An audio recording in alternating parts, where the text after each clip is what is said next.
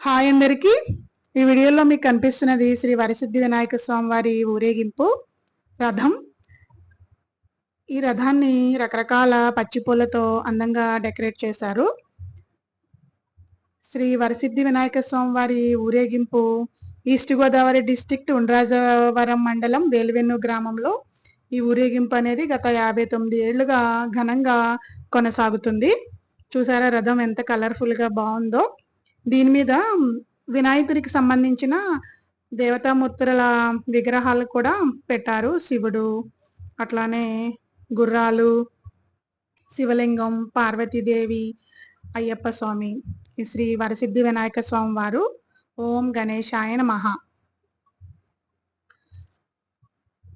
ఇట్లా రకరకాల పువ్వులతో దేవుళ్ళ విగ్రహాలతో డెకరేట్ చేసి ఘనంగా ఊరేగిస్తున్నారు.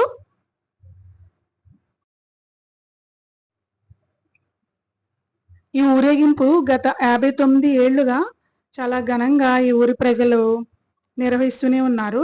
చూసారా వెనకాల